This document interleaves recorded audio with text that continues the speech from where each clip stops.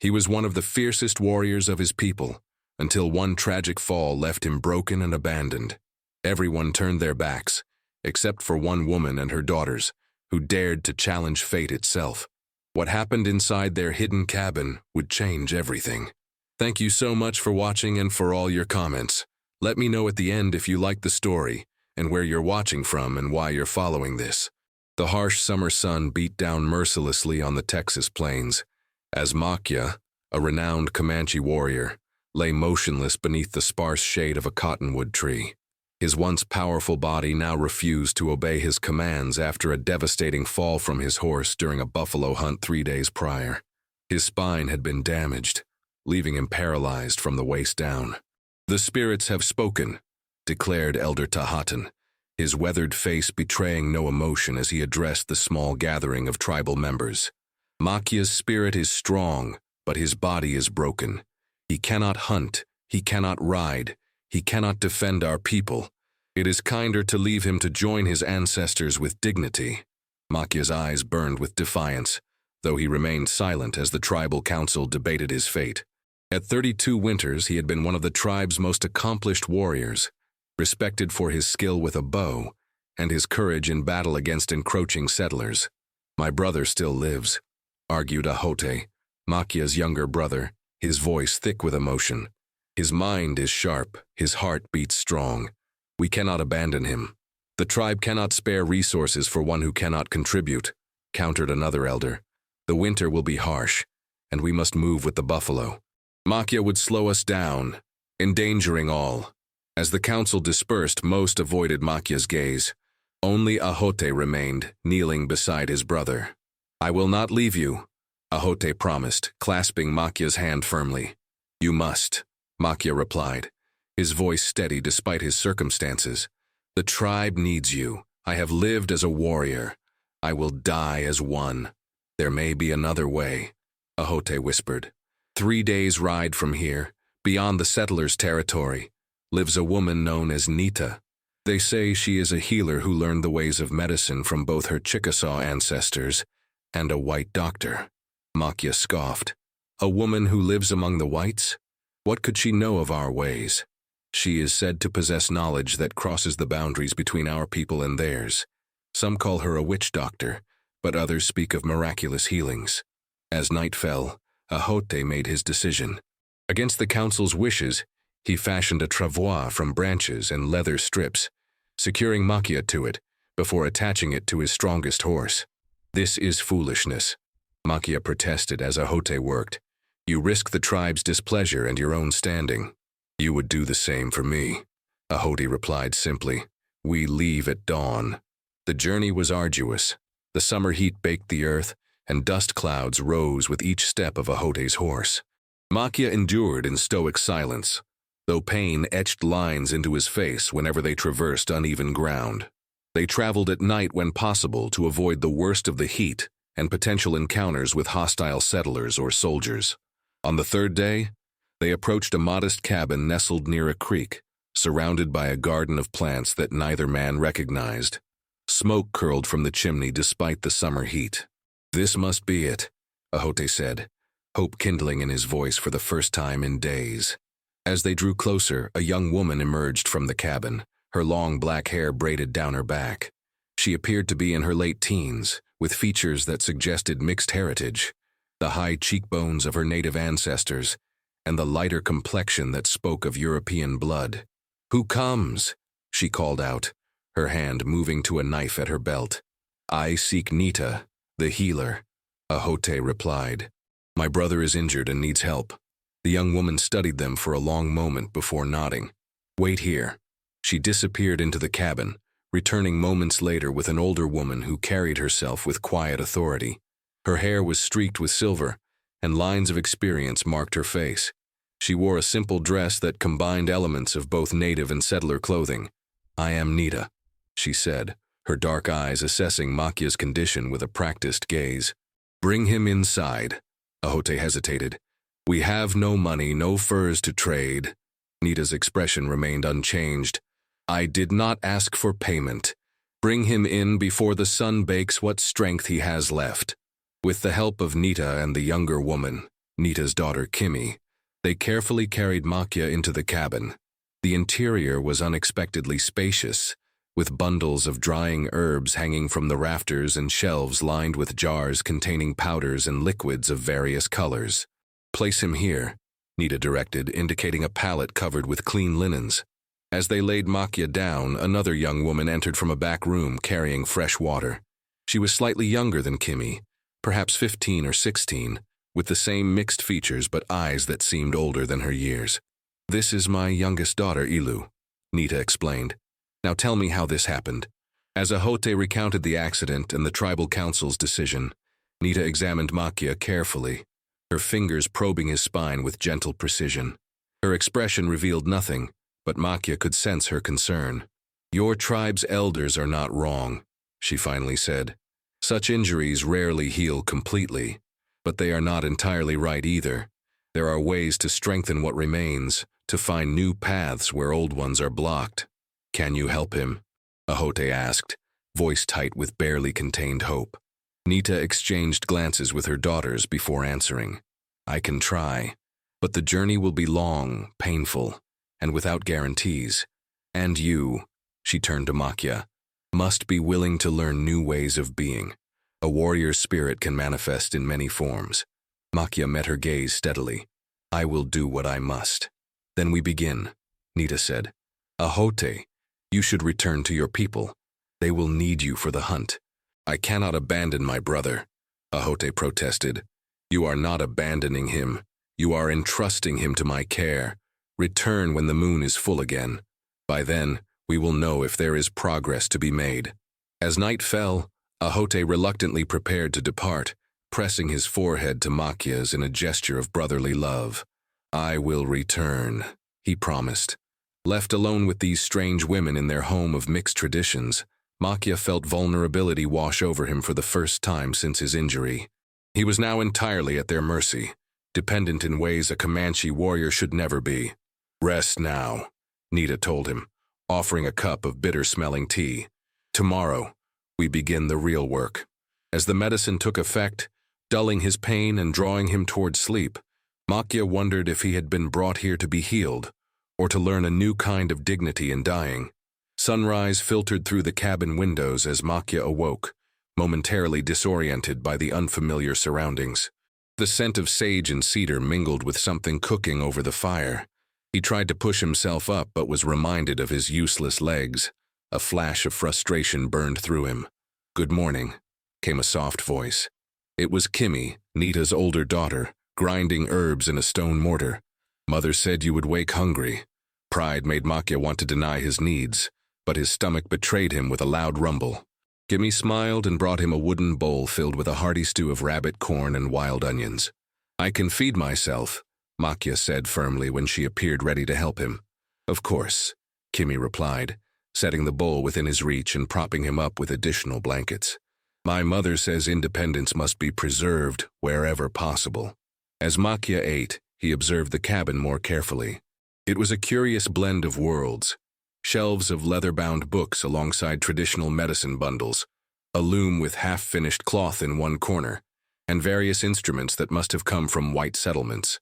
Nita entered, carrying fresh plants from her garden. "You slept well," she observed. "The body heals in sleep." "When do we begin?"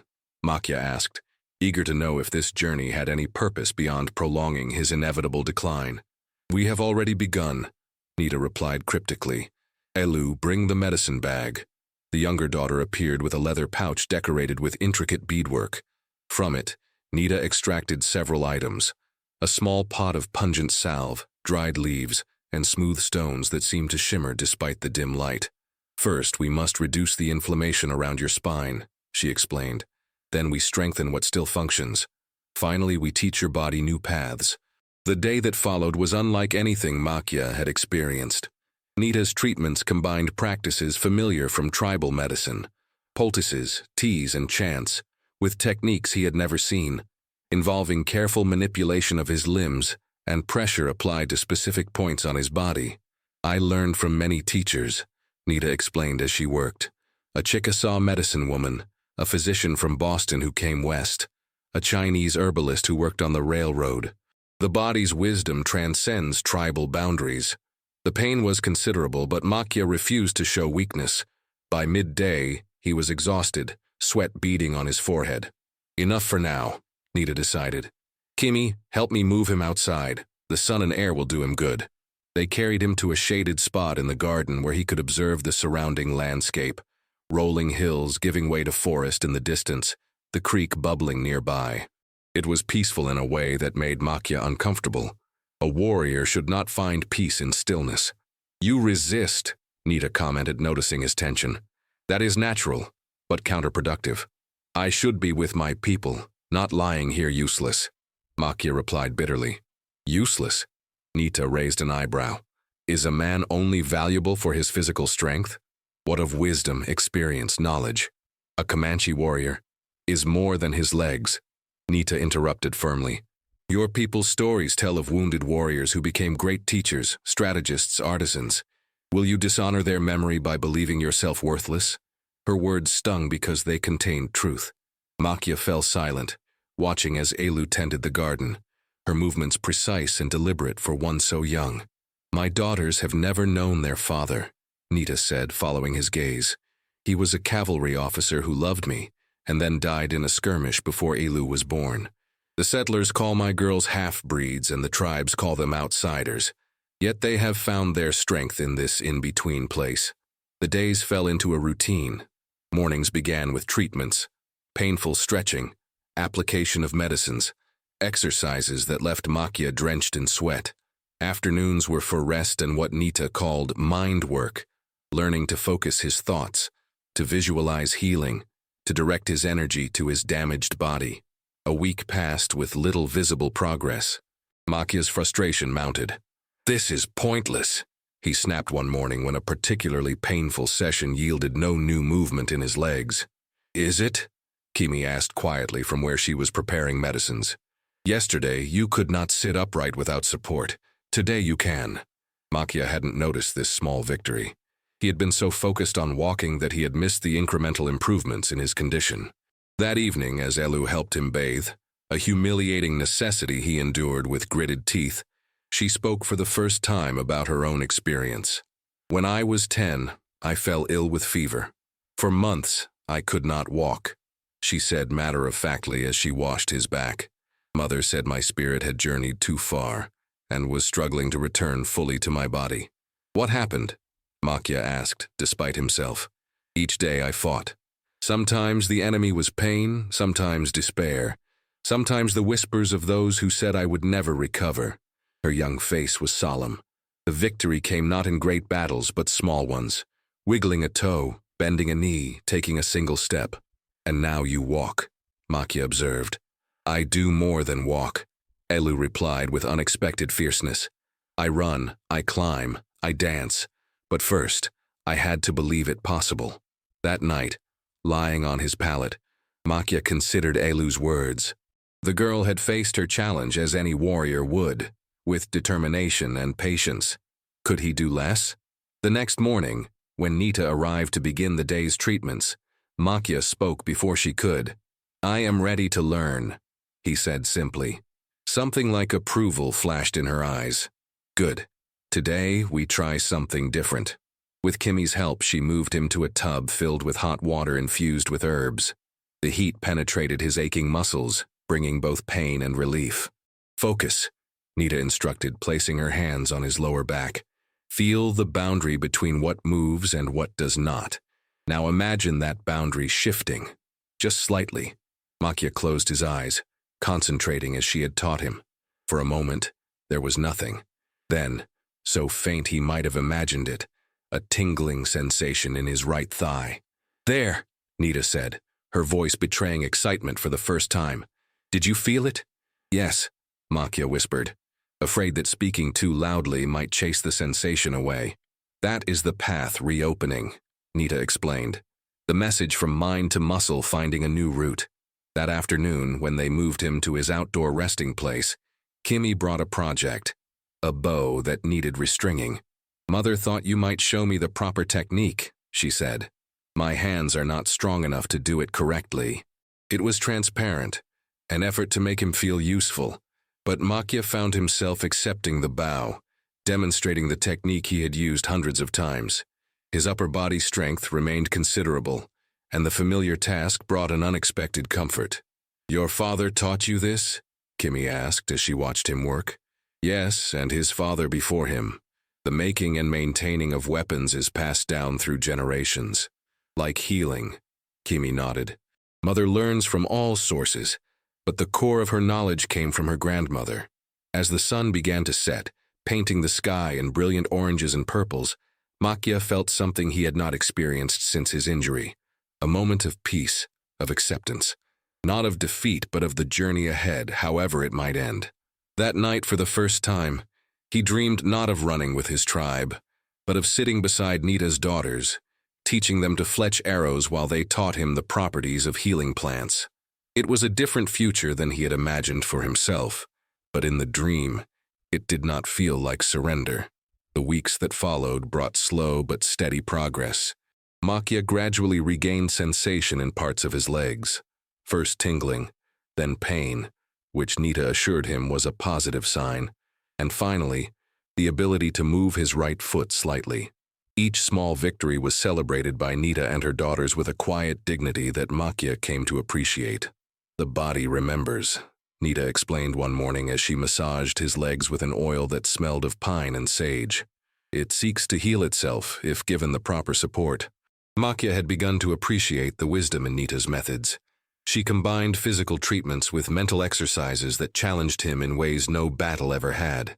The discipline required to visualize his healing, to direct his will toward damaged nerves and muscles, was as demanding as any warrior's training. "Today we try something new," Nita announced as the fourth week of his stay began. She and Kimmy brought in a contraption of wood and leather that Makya didn't recognize. "What is this?" he asked, eyeing it suspiciously. "A walking frame," Nita replied. "The Boston doctor showed me how to make one. It will support your weight while your legs remember their purpose." With their help, Makya was positioned upright, his arms bearing most of his weight on the wooden supports. The sensation was disorienting after so many weeks lying down. "I cannot stand," he protested as his knees buckled. "Not yet," Nita agreed. "But your body needs to remember what it feels like. Elu, support his right side. Kimmy, the left." The first attempts were humiliating failures. Makya could barely stay upright for more than a few seconds before collapsing back into the waiting arms of Nita's daughters. Sweat poured from him, not from exertion but from sheer concentration. "Enough," he finally gasped after the fifth attempt. "One more," Nita insisted, her voice firm but kind. "This time, do not think about walking. Think only about standing." Makya closed his eyes, focusing as she had taught him. He imagined himself as a tree rooted to the earth.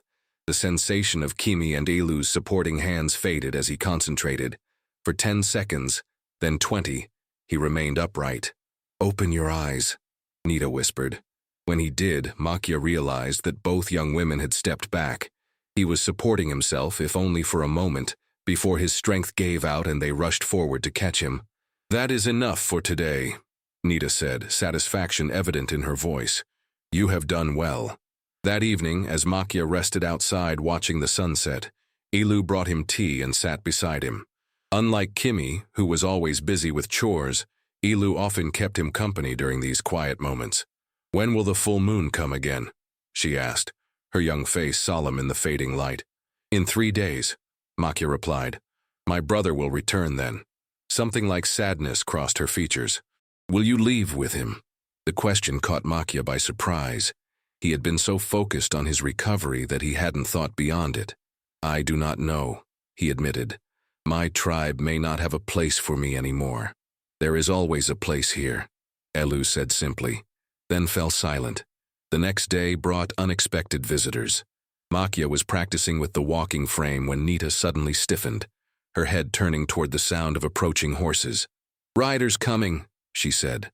"Kimmy, help Makya back to his bed." Elu put away the medicines. The urgency in her voice alarmed Makya. "Who is it?" "Settlers by the sound," Nita replied. "They sometimes come for healing, but not all respect our ways." Soon, 3 men on horseback appeared at the cabin. From his pallet inside, Makya could hear their conversation through the open window. "Afternoon, Nita," came a gruff voice. "Got any of that tonic for fever? John's youngest has taken ill." "Of course, Mr. Dawson," Nita replied, her voice neutral. "I'll prepare some." "Who's that Indian staying with you?" another voice asked. "Saw him when we rode up." "A patient," Nita answered calmly. "His spine was injured in a fall." "Comanche?" the man pressed. "They've been raiding south of here, killed the Millers last month. He is under my care," Nita said firmly, "as I have treated your families when needed." There was a tense silence before the first man spoke again.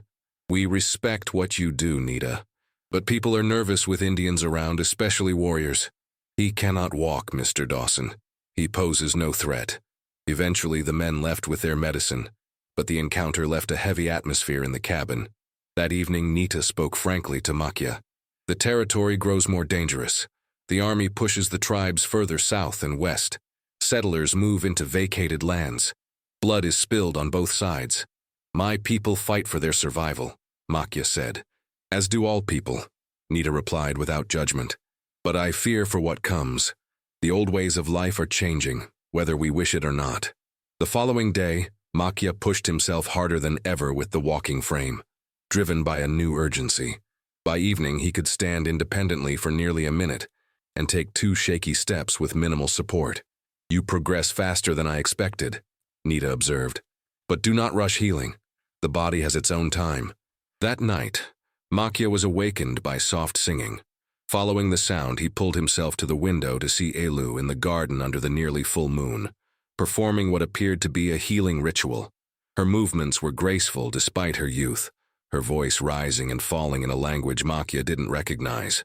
"She sings to the plants," came Kimmy's voice behind him, startling Makya.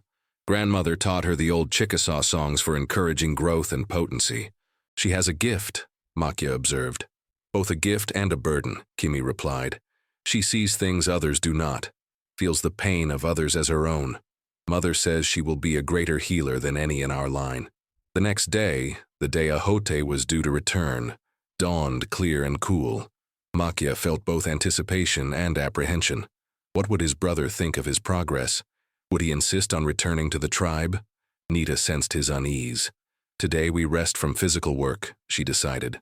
"Instead, we prepare your spirit for whatever path lies ahead." She led him through a series of meditations, teaching him to focus his mind in ways that would support his ongoing recovery. "The body may heal in my care," she explained, "but eventually your own spirit must maintain that healing." By midday, there was still no sign of Ahote. Makya tried to hide his disappointment, wondering if his brother had abandoned him after all, or if the tribal council had forbidden his return. As the sun began its descent, Elu suddenly looked up from her work. "Rider coming," she announced, "but not your brother." Moments later, a young Comanche warrior appeared at the edge of the property. Makya recognized him as Tarak, one of the tribe's fastest riders. "I bring news for Makya," Tarak called out, remaining on his horse at a respectful distance. Nita helped Makya to the porch, where he could speak with the messenger. "Ahote sends his regrets," Tarak explained. "The tribe has moved south earlier than expected, following the buffalo herds. He will come at the next full moon." "I understand," Makya replied, masking his disappointment. "How fares the tribe?" "There have been skirmishes with white settlers and soldiers. 3 warriors wounded, 1 killed." Tarak hesitated before continuing. "Some say we need your counsel, Makya. Your strategies against the white man's weapons were always sound." This news stirred something in Makya, the realization that even in his current state, he might still have value to his people. His knowledge of battle tactics, gained through years of both fighting and observing the enemy, had not been lost with the use of his legs. After Tarak departed, promising to return with Ahote at the next moon, Makya sat in thoughtful silence. Nita joined him, her wise eyes studying his face. "You are troubled," she observed. "My people need me, but not as I am now," Makya replied. "A leader of warriors must be strong, must ride with them." "Is that true?" Nita challenged. "The great war chiefs I have known led as much with their minds as with their bodies. Strategy, wisdom, experience, these do not reside in the legs. That evening, as they ate together, Makya found himself sharing stories of past battles and hunts with Nita and her daughters. He discovered that in the telling, he could analyze his own strategies, see where decisions had led to victory or defeat. "You speak like a teacher," Kimi observed, "one who has learned from experience." "Perhaps," Makya conceded, "but who would learn from a broken warrior?" "Those wise enough to value knowledge over pride," Nita replied, "including perhaps my daughters. They must learn to protect themselves in this changing world." The suggestion that he might teach these young women, half Chickasaw, half white, the ways of Comanche warfare would once have seemed absurd to Makya. Now, watching Kimi's skilled hands preparing medicines and Ilu's quiet strength, he found himself considering it. "I am not yet the man I must become," Makya said finally, "but I begin to see a path forward." That night, for the first time, Makya dreamed not of his past glory as a warrior, but of a future, teaching young men and women the art of strategy, preserving the knowledge of his people, perhaps even finding ways for them to adapt to the changing world without losing their essence. It was a vision that, just weeks ago, would have seemed like surrender. Now it felt like transformation. The day of the full moon arrived with a tension that hung in the air like approaching thunder. Makya awoke before dawn, determined to show Ahote, should he come, that his journey had not been in vain. With Kimi's help, he positioned himself at the walking frame and began the now familiar exercises. "Slower," Kimi cautioned as Makya pushed himself harder than usual. "Mother says forcing progress leads to setbacks." "I must show my brother what I can do," Makya insisted, sweat already beading on his forehead despite the early hour. By mid-morning, he had exhausted himself. As he rested on the porch, watching the road for any sign of Ahote, Nita brought him a steaming cup of tea. "Recovery is not a performance to be demonstrated," she said gently. "It is a journey with no fixed endpoint. My people measure worth by what a man can do," Makya replied. "If I cannot hunt, cannot ride, cannot fight, then you must show them other forms of value," Nita interrupted. "The Comanche survived because they adapted, did they not?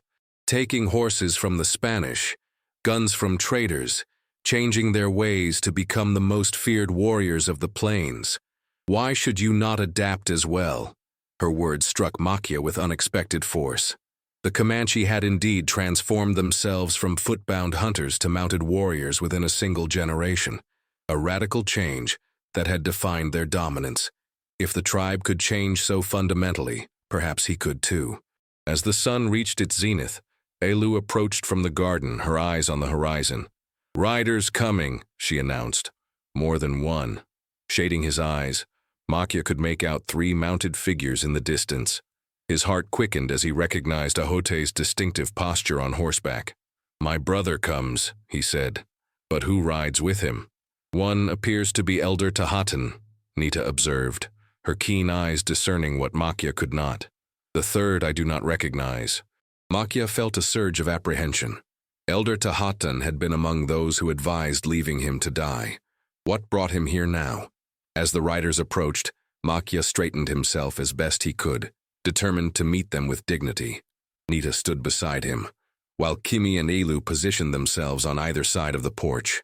"Brother!" Ahote called out as they drew near. His face broke into a smile of genuine pleasure as he saw Makya sitting upright. "You look stronger." Elder Tahatan's expression remained impassive as he dismounted, his ancient eyes taking in the scene. The mixed-blood healer and her daughters, the cabin with its curious blend of traditions, and Makya, clearly changed from when they had last met. "Nita of the Chickasaw," Tahatan acknowledged with a respectful nod. "Your reputation travels far." "Elder Tahatan," Nita replied with equal respect. "You are welcome here."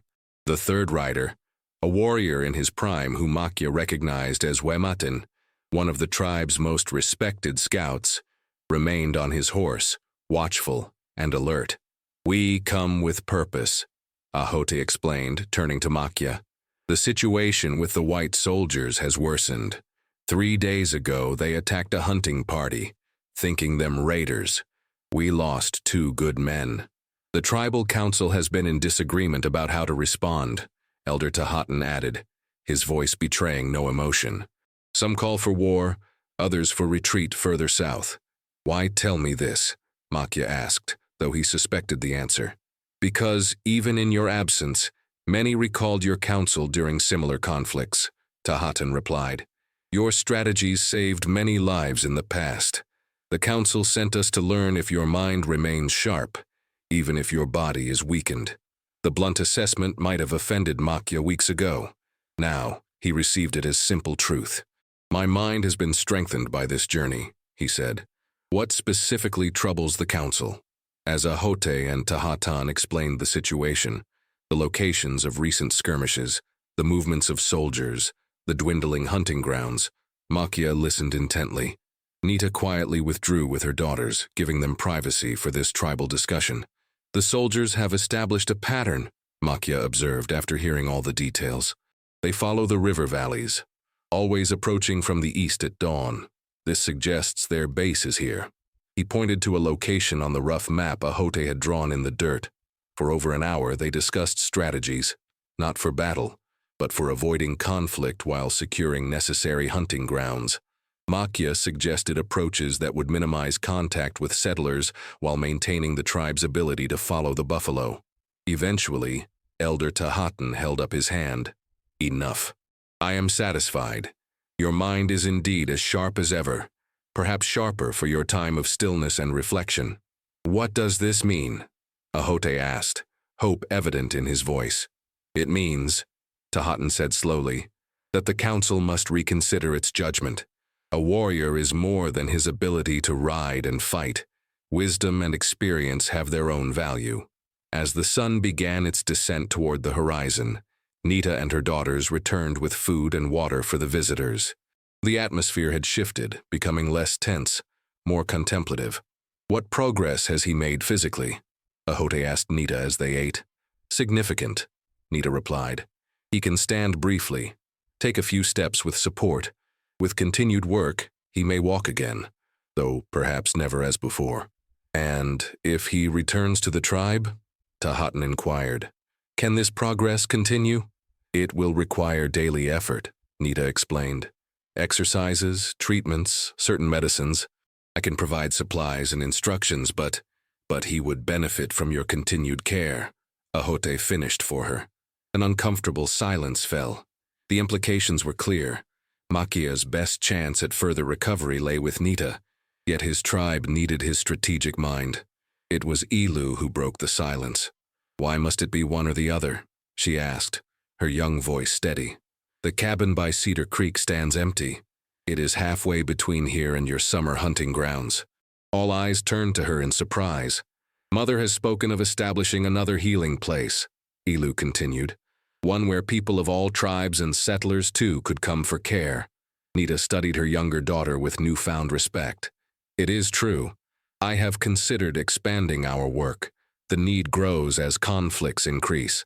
And Makya could be there, Ahote suggested, catching on quickly.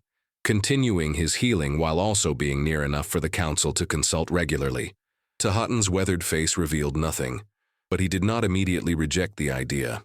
This would be unconventional, as is a Chickasaw woman healing with both traditional ways and white man's medicine, Nita pointed out.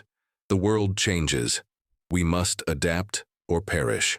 As darkness fell, the visitors prepared to depart, needing to reach their camp before night fully descended. The matter remained unresolved, yet Makya sensed a shift in possibilities. I will present this option to the council, Tahatan finally declared. They may not agree, but they will listen. And I will continue to grow stronger, Makya promised, whether I return to the tribe or find a new path. After the riders departed, with promises to return within a fortnight, Makya sat with Nita and her daughters beneath the rising full moon. The air was heavy with unspoken thoughts and possibilities.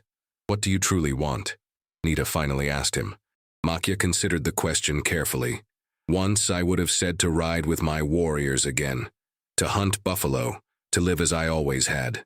Now, he paused, finding the words. Now I want my life to have purpose, whatever form it takes. Purpose comes in many forms, Nita observed.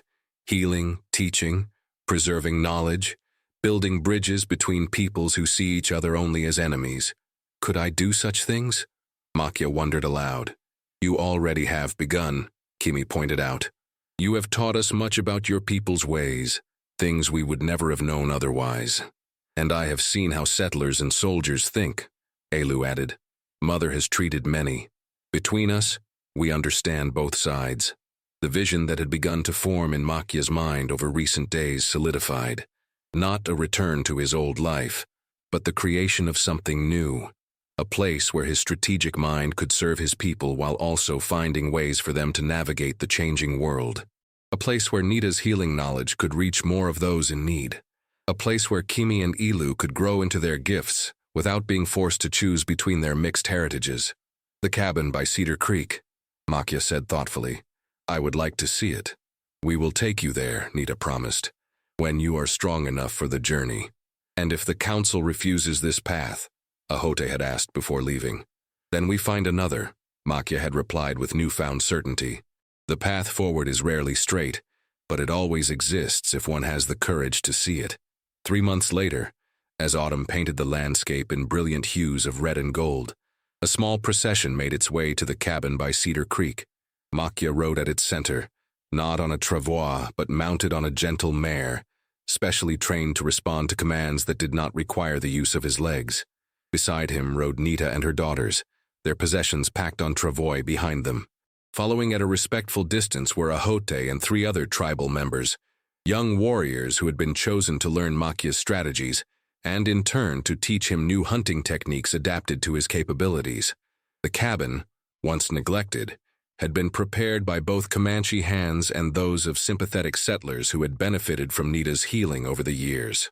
It stood as a physical manifestation of what Makya had come to understand during his journey of recovery, that strength comes in many forms, that adaptation is not surrender, and that the most enduring power lies not in the body, but in the mind and spirit. As they approached their new home, Makya caught Nita's eye. No words were needed between them now. They had chosen a difficult path, neither fully of the Comanche world nor of the settlers, but one that offered hope in a time of conflict and change. We begin again, Makya said simply as they reached the cabin's entrance.